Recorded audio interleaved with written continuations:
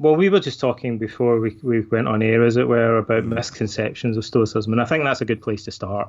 And Mm. actually, nowadays, over the years, I've come to start this discussion really in the same very simple place, and then everything else I think has to be based off that. Yeah. And it's that there are many words that we use in the English language today that are derived from Greek philosophy and have lost their meaning over time. Mm. So Epicureanism today means enjoying fine food, whereas the Epicurean philosophy in ancient Greece meant enjoying very simple and very plain food. It was almost the polar opposite of Mm. fine dining and things like that. And likewise, cynical, or being a cynic, the ancient philosophy meant something quite different from what cynicism means today. Mm. Academic, skeptic, sophist, like a lot of these words change their meaning over time, right? And to distinguish between the two, often academics or writers in general will capitalize one and write the other in lowercase, right?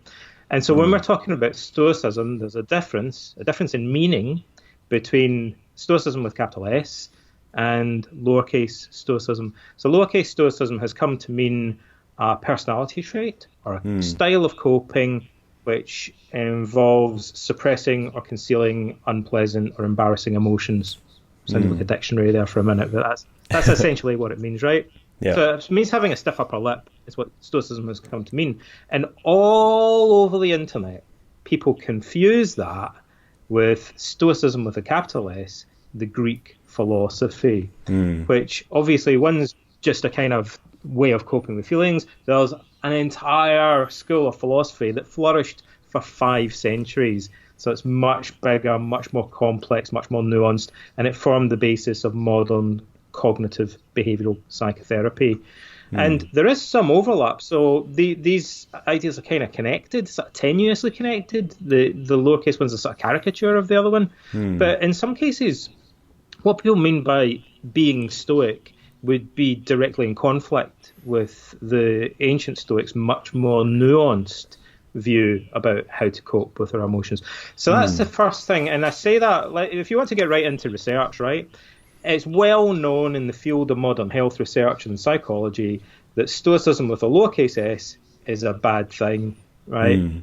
Because there are many studies that show that it has negative psychological and emotional consequences as a style of coping, as we Mm. phrase it. It's what we call a coping style. So there's, for example, a questionnaire called the Liverpool Stoicism Scale. There are other questionnaires that are used to measure attitudes, such Mm. as like relating to people concealing or suppressing their emotions.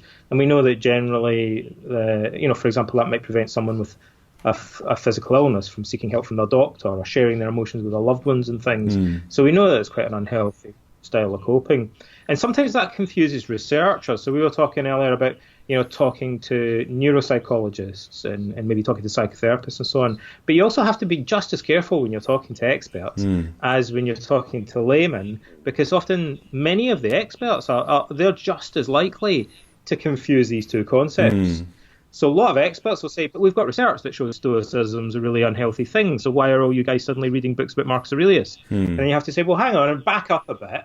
Those are two completely different things. They just happen to sound the same. Yeah. They're homonyms, like they're just words that are spelt the same, but one of them means a school of philosophy, and the other one is just having a stiff upper lip.